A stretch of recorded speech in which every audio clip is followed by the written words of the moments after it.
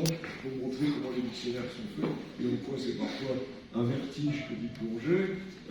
Il se trouve que puisque j'en ai parlé dans la poste, il se trouve que le grand dictionnaire du 19e universel du 19e siècle de Larousse, comme le dictionnaire de la langue française de Littré, ne sont pas nés volume par volume. Ils sont nés fascicule par fascicule. Il y en a eu 524 de mémoire pour le grand dictionnaire universel, et il y en a eu, je ne sais plus combien, 200 ou 300 pour le dictionnaire de Littré. Ça veut dire qu'au moment où il se lance dans cette grande aventure, assez étonnante, parce que dans le fond, personne n'aura demandé de faire un dictionnaire, c'est ça qui est fabuleux dans les dictionnaires. Un beau jour, il y a quelqu'un qui dit, tiens, je vais faire un dictionnaire de la langue, je me sens suffisamment intéressé par la langue pour essayer de la représenter et de la traduire. C'est merveilleux. Ils deviennent des références comme Littré ou Larousse. Eh bien, quand ils se lancent dans ce dictionnaire, ils font des souscriptions et un abonnement. Abonnement à des fascicules, et le dictionnaire, au fur et à mesure qu'il y a 100 pages de fait, hop, on l'envoie, on est abonné, on le reçoit. Ce qui fait que pour l'article, par exemple, arabe, ou l'article Coran, parfois, comme il faut l'imprimer, il faut qu'il soit lancé. L'imprimeur, puisque Larousse a eu ce talent d'être à la fois l'auteur, l'éditeur et l'imprimeur, enfin pas tout ensemble, il a conduit les trois en même temps, parfois, à l'imprimeur, il lui dit arrêtez tout, Pierre, il y en a trop, on dépasse la borne. Et voilà l'article arabe qui s'arrête à un endroit, tant pis, il prendra la suite à Coran. Et donc, si vous voulez, il y a comme ça une sorte de mosaïque qui fait qu'on n'a pas conscience que parfois il faut aller chercher plus loin, on aura une information, parce que par analogie, évidemment, les mots peuvent être retraités plus loin. C'est pour ça qu'il est impossible d'ailleurs de dire Larousse est mort avant la fin de son grand dictionnaire universel, il est impossible de dire qu'après lui, c'est plus lui. Il y a toute une équipe, évidemment, mais ça se trouve, il y a des articles qu'il a fait à la fin de l'alphabet, parce que dans le sujet où il était, il y avait un mot qui correspondait à la fin de l'alphabet. Eh bien, que Pierre Larousse, j'ai pas oublié mon sujet, que Pierre Larousse, venant du peuple, instituteur, et ensuite cet éditeur qu'on connaît, auteur des dictionnaires, et Littré, ne venant pas du peuple, venant de la bourgeoisie administrative, ayant fait des études longues, oui, puisqu'il fait des études de médecin, il est presque médecin dans le parcours, que donc les deux d'origines différentes, d'opinions politiques à peu près semblables, se sont jamais rencontrés, et tous les deux célébraient le monde arabe, est tout à fait significatif que cette civilisation était perçue par tous, à gauche comme à droite, si je puis dire, on ne va pas mettre du trait d'un côté ou de l'autre, mais était tout à fait étonnant. Et ne l'oublions pas, Littré a dans le dernier volume et dans le supplément, il y a toute une partie sur la langue arabe, avec les signes arabes, avec donc quelque chose de surprenant et qui montrait son intérêt pour les langues chamito-sémitiques en tant qu'historien de la langue qu'il était et qui ne pouvait pas ignorer évidemment l'influence de la langue arabe. Alors tout ça, on est au XIXe siècle, ça a été un petit peu, évidemment, un peu oublié au XXe siècle. Au nom du structuralisme, on a un peu perdu la filiation historique. C'est un peu dommage, ça revient. Et je suis assez heureux de un peu. De temps en temps, j'ai l'impression de faire exploser le micro, mais le sujet est explosif. Et donc, on est là avec quelque chose qui maintenant est quand même fortement reconnu. Alors, ça m'embarque maintenant sur ce que je crois être les 6 voies. En fait, j'aurais pu en mettre 7.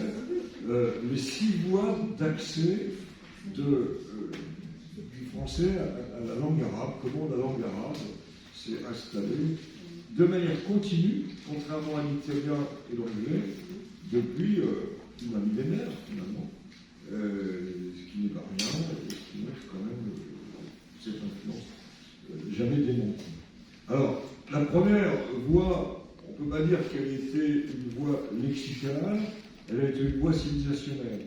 Parfois les guerres monstrueuses, aussi injustes, iniques soient-elles, sont quand même le moment de la découverte de notre civilisation, de la découverte aussi de pays, de la découverte de voies, alors cette fois-ci en tant que voie de communication, et ce sont les croisades.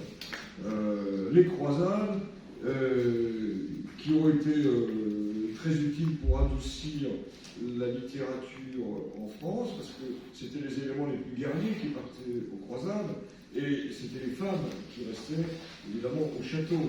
Et là, la littérature est devenue courtoise.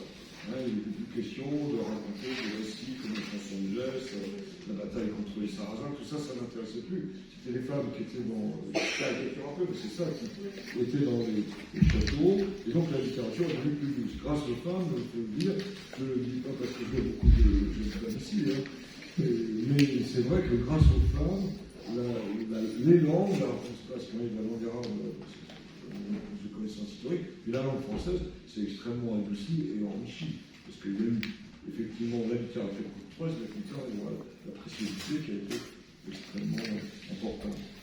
Alors, les croisades font découvrir, mieux connaître la voie de la soie, le luxe oriental, et comme toujours, on a une certaine admiration pour une civilisation qu'on sent différente et sur bien des points supérieurs. Donc, ça n'a pas apporté beaucoup de mots.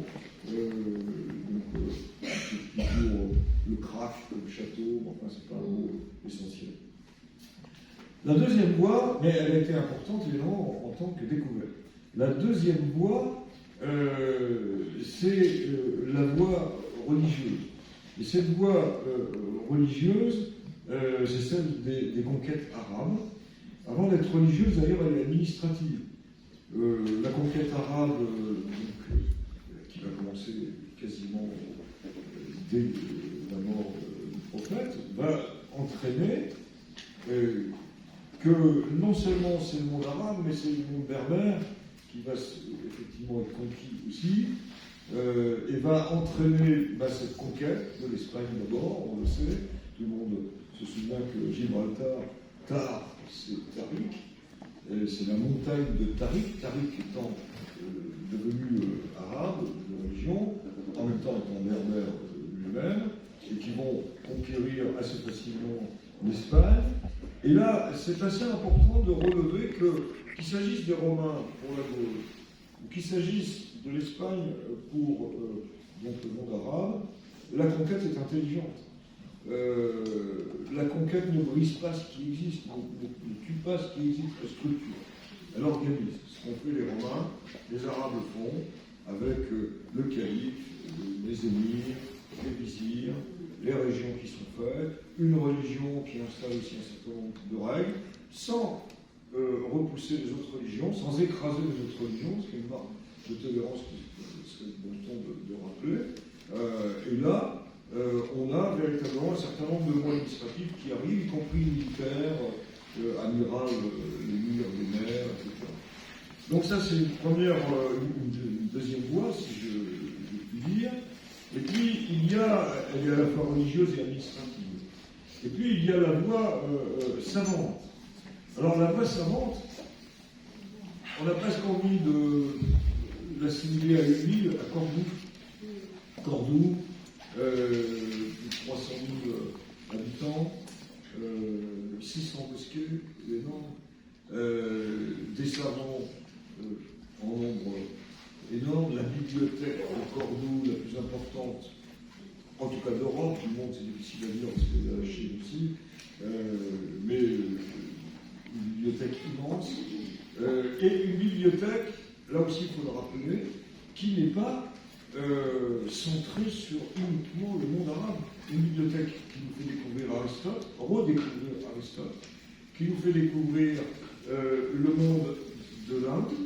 Donc on a là un lien extraordinaire à travers cette bibliothèque, et qui fait que tout le Moyen-Âge, qui s'exprime en latin, vient aussi à Cordoue pour redécouvrir les Grecs et ce qui se passait de savants et philosophiques en Inde, et puis le monde arabe lui-même. Alors le monde arabe, il y a deux noms évidemment qui s'imposent, c'est Avicenne et Averroès, véritablement des savants extraordinaires, aussi bien du côté de la médecine, tous les deux d'ailleurs, côté médecine et mathématiques, et du côté aussi d'Aristote, puisque Avicenne nous le fait redécouvrir pendant que Averroès l'étudie, le présente, et ce qui est quand même assez incroyable, Dante va citer Avicenne comme un des plus grands savants du monde connu de l'époque, et on a un tableau de Raphaël, vous avez Avicenne parmi les grands savants du moment. Donc tout ça est à rappeler. Et dernièrement, je crois, mon épouse a une conférence formidable sur Avicenne par un professeur de la Sorbonne qui venait tout juste après moi, je venais d'évoquer la langue, et un rapport américain, c'est quelque chose à sans cesse rappeler. Il faudrait des boulevards, des rues Averroès, des rues Avicenne. On est passé, on a toujours des rues Victor Hugo, des rues Clémenceau. Bon. Et on ne se tromperait pas sur l'orthographe, parce que je ne peux pas m'en empêcher, mais la rue Clémenceau n'a pas d'accent aigu. Donc, nous avons l'impression que je fais sur les sans-fautes qui nous agacent, comment éviter les sans-fautes qui nous agacent. Mais celle-ci, il n'y a pas d'accent aigu à Clémenceau, c'est comme ça. On n'a pas pu s'échapper très longtemps. Je reviens à Avicenne Averroès. Et donc, arrive une quatrième voie, qui est la voie commerciale. Alors, cette voie commerciale, là, on quitte le monde savant. Dans le monde savant, j'aurais dû évoquer l'algèbre, j'aurais dû évoquer l'alchimie et l'alchimie.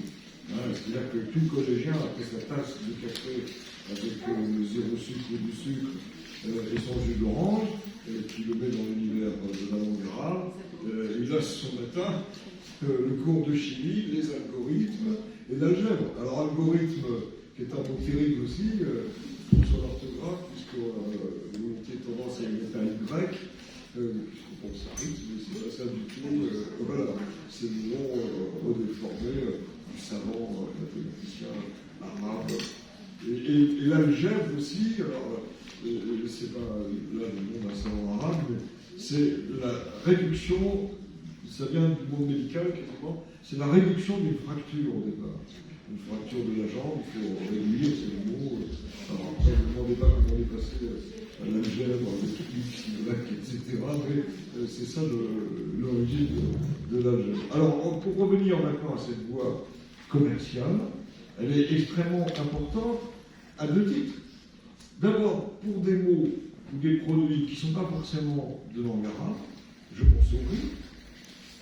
Pour des techniques qui sont l'irrigation, qu'on connaissait très mal en Espagne, Dieu sait qu'il y en avait besoin, et donc ça permet le coton, qui n'est pas forcément, si vous voulez, mot arabe, encore que, mais il y a aussi toute la série des mots arabes que j'ai évoqués tout à l'heure quand on fait son marché, qu'il s'agisse du jasmin ou du lilas du côté des fleurs ou des parfums, ou qu'il s'agisse des artichauts, de toutes sortes d'autres, des asperges, toutes sortes d'autres légumes qu'on connaissait mal, ou pas du tout, et qui vont faire partie de notre alimentation courante.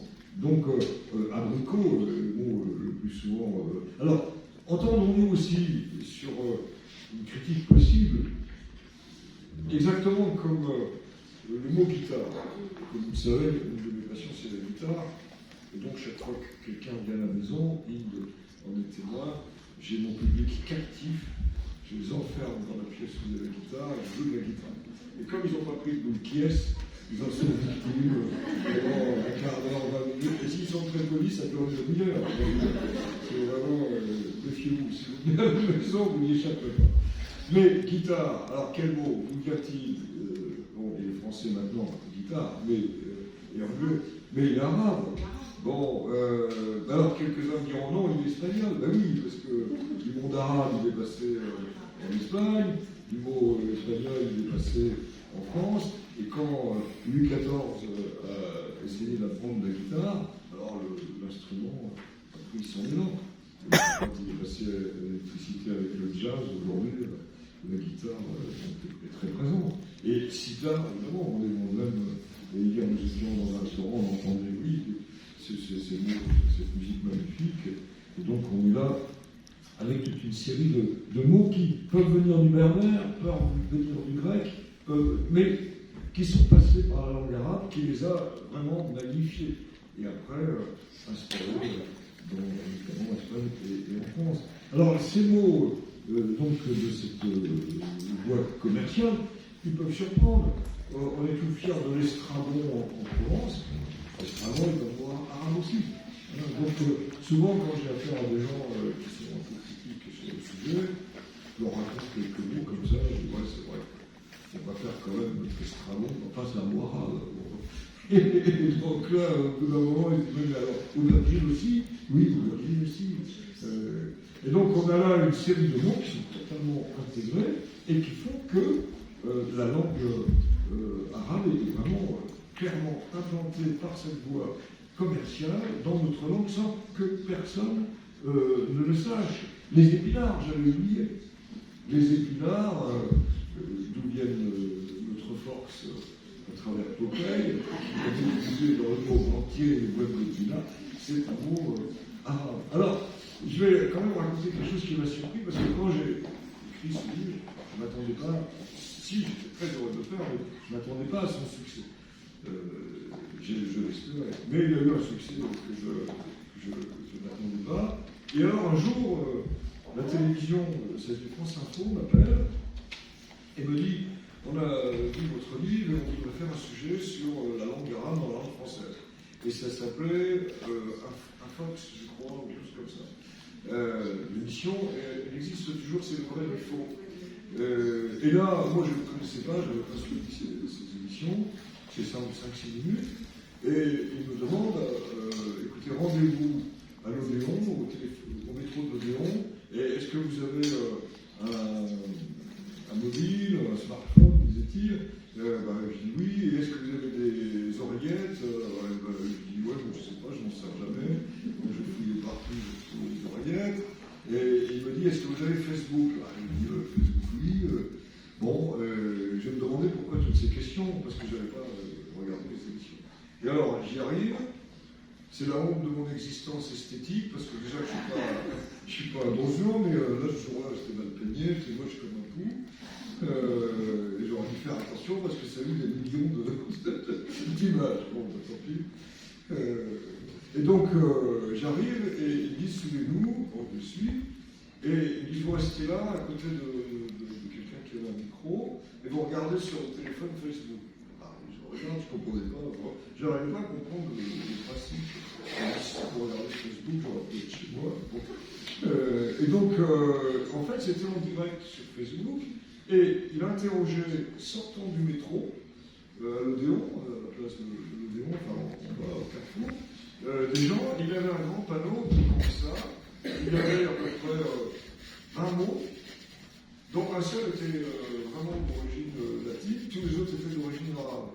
Donc il y avait Pinard, il y avait Orange, il y avait des mots comme ça, et il disait aux gens, là, en regardant, il disait alors, vous savez, la langue arabe est présente dans la langue française, mais quel est le mot arabe que vous récupérez là?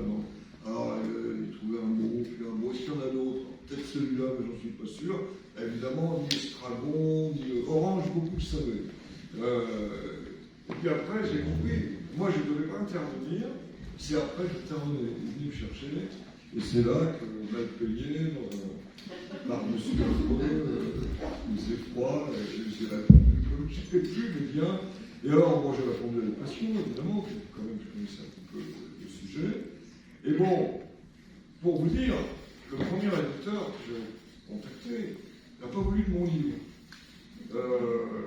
Il venait d'y avoir je ne dirais pas, c'est un petit éditeur. Il ne voulait pas de mon livre. Non, il voulait du livre, c'est pas tout à fait ça. Non, non. Mais voilà qu'arrivent des attentats en Belgique. Et là, oui, voilà. Et là, d'un seul coup, il me dit, ah non, non, on ne veut plus de ce sujet-là, les Français n'en veulent plus. Mais je dis, vous êtes complètement fou, au contraire, c'est maintenant qu'il faut expliquer. Il y a une majorité de Français qui comprennent bien que une minorité qui va transformer un bel élan fraternel. Alors j'ai lutté après pour trouver un éditeur, donc je remercie infiniment la thèse de m'avoir accepté, Garnet Nagement qui a poussé pour l'avant, parce que Ils ont hésité quand même, comme j'avais déjà fait un livre chez eux, elle a poussé et il a été fait. Et je passe, évidemment, avec beaucoup de chance chez François Bunel, ça donne un peu au livre. Et puis il y a cette édition. Et là, je regarde, je suis du coup la progression de ceux qui regardent la vidéo, et je vois quand, racontant l'histoire d'amour, j'avais, je sais pas, 120 ou 130 j'aime, là je vois déjà 1000, quand même, 1000, puis 5000, puis 500 000. Alors là, tout de suite, j'écris celui qui avait l'air plus élevé. J'ai dit en termes galants, j'ai dit en gros, ça veut dire crétin, vous voyez, il y a 500 000 personnes qui. Mais je suis allé trop vite, on est arrivé à 6 millions. Et là, l'autre peut se mordre les doigts de ne pas avoir pu le lire, et moi j'étais vraiment ravi d'avoir cette influence. Donc c'est montrer à quel point. Et alors, encore une autre parenthèse, quand, si vous voulez, vous êtes dans un salon de livres avec des livres, vous voyez ce qui intéresse moins. Nos ancêtres les Arabes, moi ce qui me faisait plaisir, c'est que ce n'est pas que des amis venant du Maroc, de Tunisie, d'Algérie, qui s'intéressaient aux livres. Il y a beaucoup de Français, et j'ai oublié de le dire, mais dans mon enfance, mon oncle est allé faire la guerre d'Algérie. Il n'a pas eu le choix, il est allé. Et il est revenu enchanté par l'Algérie. Et il y en a eu plus qu'on ne croit, qui, ayant été obligés, on n'a pas le choix, de faire la guerre d'Algérie, eh bien, ils sont revenus, parfois avec une épouse algérienne, mais aussi avec le soleil de l'Algérie dans le cœur, du monde arabe. Et donc j'ai vu énormément de gens, ça portait une jeunesse, ah oui, c'est bon, etc. Et donc ça avait profondément marqué les choses. Alors le seul côté négatif, quand même, du moment qu'ils ont fait la guerre d'Algérie, c'est que mon père ne voulait pas que je fasse la guerre, j'avais 10 ans, donc on n'était pas encore, il a décidé, parce qu'il avait un ami qui avait fait la guerre d'Algérie dans la fanfare. Et c'est là qu'il a décidé de m'imposer la clarinette. Donc, 7 ans de conservatoire, je me suis farci de clarinette, du coup, parce qu'il m'a dit qu'il n'ira pas à la guerre, il ira dans la fanfare. Bon, il n'y a pas de guerre, heureusement. Mais voilà comment j'ai fait la clarinette pendant 7 ans, à cause de mon oncle en Algérie. Voilà, il avait dans le fond relativement raison. Donc voilà, cette voie commerciale pour poursuivre les autres voies, elle a été effectivement très, très importante. Alors il y a une autre voie qu'il ne faut pas oublier, c'est celle qui est maintenant, celle-là elle est un peu déplorable, mais c'est la voie colonialiste. Là on y est. Ce sont tous ces mots, alors d'un autre registre, puisqu'évidemment c'est les soldats qui les rapportent, les soldats du XIXe siècle principalement, un peu de la guerre d'Algérie, mais surtout avant, et qui rapportent des mots qu'on ne connaissait pas et qui étaient courants. Alors il y a bien le Mazagran, bon ça c'est passé dans la langue valorisante, c'était le nom d'un village, le type de café qu'on donnait à ce moment-là, donc c'est type de récipient. Mais il y a des mots moins valorisants, mais finalement assez familiers. Moi je me souviens de ma grand-mère qui, je crois, alors l'autre grand-mère c'est de Saint-Denis, qui je crois n'avait pas conscience que c'était des mots venus d'Algérie, et qui, quand j'avais quand même 14-15 ans ou 15-16 ans, je rentrais à 9h du soir, c'était rare, mais rentrant à 9h du soir, elle me disait, voilà, t'as fait la Kouba, à 9h du soir, bon, c'est quand même limité, et ta chambre est un vrai courbi. Ça c'était peut-être vrai. Mais Gourbi, Louba, mot qui était passé dans la langue depuis la fin du 19e. Et donc, le kleps, le chien, il y a peu de Français qui savent que clébard, parce que ça donnait le nom, c'est le mot kleps, le chien, et que le Gourbi était très valorisant, c'était quand même une tente dans laquelle on pouvait enseigner, et qui était quelque chose de pas fastueux, mais en tout cas de très respectable. Bon, donc on a récupéré beaucoup de mots de ce type qui se sont installé dans la langue et qui parfois un chouïa, vous voyez, des mots comme ça qui sont aussi d'une certaine façon charmants. Bon, il y en a toute une série que le bled évidemment le mot le plus connu, et qui fait. Alors là, c'était plutôt kiff-kiff. Et là, c'est intéressant parce que ces deux mots, bled et kiff, sont d'origine arabe. Bien. Alors, dans un premier temps, c'est le petit village qui a donné aussi les blédards, ceux qui étaient dans le village, et parfois les soldats s'y trouvant. Kiff, c'était pas kiff, c'était kiff-kiff. Ma grand-mère disait tout le temps c'est kiff-kiff, et elle rajoutait toujours c'est kiff-kiff bourrico. Parce qu'il y avait la chanson, on avait joué Anne, bourrico. Et ce kiff-kiff bourrico était passé même dans la langue un peu familière. Ça lui arrivait enfant de dire c'est kiff pour dire c'est identique. Mais ce mot bled et kiff ont eu une deuxième jeunesse, si je puis dire, puisque ensuite, la drogue aidant, mais ça a été vite oublié, puisque c'était devenu le chant, mais en fait, le Kiev, avec des prononciations différentes, des orthographes variées, se trouve déjà dans le dictionnaire de Trévoux au XVIIIe siècle. Et avec deux sens, le sens du chant, mais aussi le sens de la béatitude, qui était l'origine du mot, lié évidemment au chant.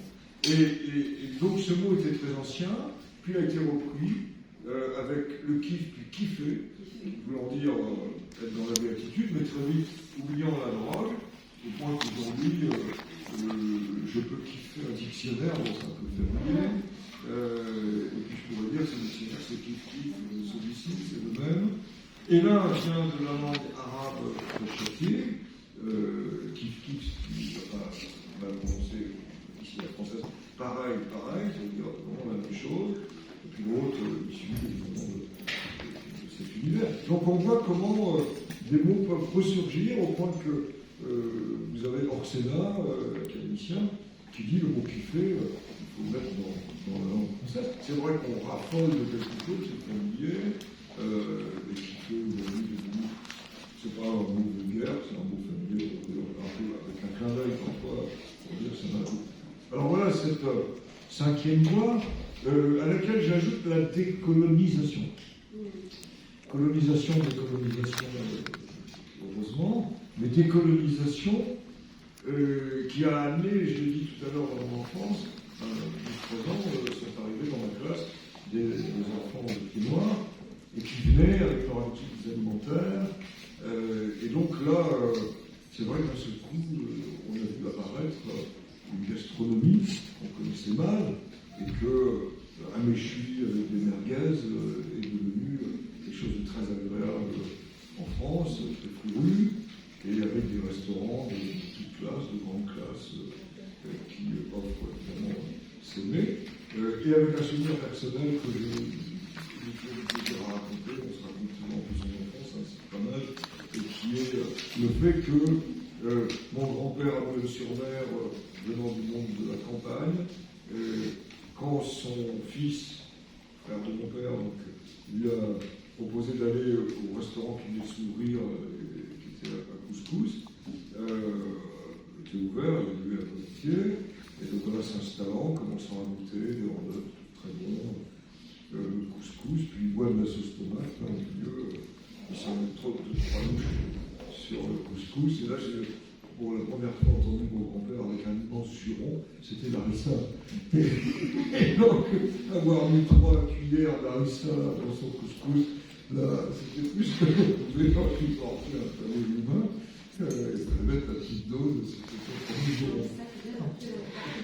Voilà. Et donc, méfiance quand même, il y avait la quantité d'harissa à mettre au couscous. Cinquième, donc sixième voie, maintenant, on y arrive. Elle est récente. Elle est liée aux générations. Il y a eu les équilibrés qui se sont installés, intégrés au nombre, et dont les enfants fait des études. Parfois, tout ça fait mal chez les Macron, avec de grandes cités inhumaines. Et d'où sont nées des musiques comme le rap, venant quand même des États-Unis. Le rap s'est bien installé l'islam aussi, et a permis réellement un nouvel essor de mots. Alors, pour le coup, emprunter directement, j'évoquais Zouz, qui fait, et d'autres, qui sont entrés dans la langue du rap. Mais en même temps, il faut avoir en tête que jamais on a vendu autant, c'est les éditeurs qui m'ont dit ça, autant de dictionnaires de synonymes. C'est-à-dire qu'il ne faut pas assimiler le rap et l'islam à simplement une musique qu'on aime ou qu'on n'aime pas, mais qui est scandée, mais qui plaît beaucoup aux jeunes, et je pense à mes petits-enfants, mais qui est beaucoup plus riche qu'on imagine dans le vocabulaire. Alors il y a le mot anglais, c'est vrai, mais pas tant que ça, j'ai fait les statistiques, il y en a peu. Il y a pas mal de mots arabes, ça c'est bien, il y a des mots intéressants, il y a des mots aussi qui viennent des gitans, et tout ça donne des textes en slam qui sont quand même très riches, et c'est une nouvelle intégration, d'une certaine façon, du côté des jeunes de cette langue arabe, et avec des gens comme Rachid Santaki, que j'évoquais tout à l'heure, qui ont su écrire des romans, on l'a appelé un peu Victor Hugo des cités, parfois, c'est assez juste, et avec sa dictée des cités, il a là une influence considérable sur notre langue. Il vient d'en faire une à l'égard Montparnasse, et je ne sais pas combien de personnes, presque lui, je l'ai dit tout à l'heure, sur le marché de Saint-Denis, donc tout ça est quand même extraordinaire. Donc voilà à peu près, si vous voulez, les différentes voix. Il y en a une que je regrette de ne pas avoir intégrée, et j'en aurais annoncé c'est la voix littéraire, mais je l'ai un peu dit, des romantiques, qui ont fait passer aussi les jeans, pas les pantalons, mais les jeans de Victor Hugo, voilà, sont là aussi pour montrer à quel point les romantiques ont su faire passer toutes ces langues. Alors, je ne sais pas du tout, je ne vois pas non plus, je sais pas trop le temps qui nous reste, mais peut-être juste ajouter que cette aventure fait découvrir aussi des choses que je connaissais mal et que j'ai mieux compris à travers les accents de certains des acteurs. Je pense à Michael Macias qui a mis en place un accent, mais il y a eu aussi le beau-frère de Mitterrand, il y a Jamel Debbouze, et qui ont fait passer un accent, une manière d'être qui est chaleureuse. Qui nous a tous plu. Je me souviens, moi, d'un proviseur que j'avais eu quand j'étais professeur au secondaire, et qui était pied noir, et qui avait cet accent qui séduisait, qui était capable d'emporter des montagnes, au point que, je me souviens, c'est juste un dernier détail personnel, où on avait inauguré un lycée tout neuf, sauf que le jour de la rentrée, il y avait une table, une chaise, donc les élèves rentrent, nous aussi, mais les classes, il n'y avait rien. Donc on s'est assis par terre, puis on a fait cours assis par terre ou debout, et arrive le premier rendez-vous avec les parents, le proviseur, et je lui dis, se faire étriper littéralement, parce que quand même, rentrer sans table, sans chaise, sans tableau, c'est un peu léger. Ils sont arrivés quand même 15 jours après. Et là, la verve qu'il avait, cette verve méditerranéenne, alors apparemment cette tchatch était telle que moi j'en ai été stupéfait, il a été applaudi par les parents alors qu'il y avait ni chaise ni table. Il a fini avec une envolée, il dit avec un crayon et du papier, on va au bout du monde, et tout le monde a applaudi. Et alors il est fort. Oui, il est fort, moi je me suis emmerdé, j'avais réussi à faire un discours, et ça m'a rappelé qu'à Saint-Denis, il y avait énormément de gens venus du monde arabe, de pieds noirs aussi, de gens du monde arabe. Quand j'ai voulu acheter une toute petite télévision, le vendeur était d'origine arabe, j'avais envie j'avais pas besoin de téléphone d'enregistrer tellement de flacons, on avait parlé des images. Bref, je suis sorti avec une énorme télévision. Alors, je voulais chercher le titre. Bon, ça, c'est quand même très fort aussi. Alors, moi, je ne peux qu'y sortir. Et vous remercier de me donner la parole avec quelques souvenirs qui sont à propos. Ce qu'il faut dire quand on a une famille, il faut avoir des souvenirs. Merci infiniment.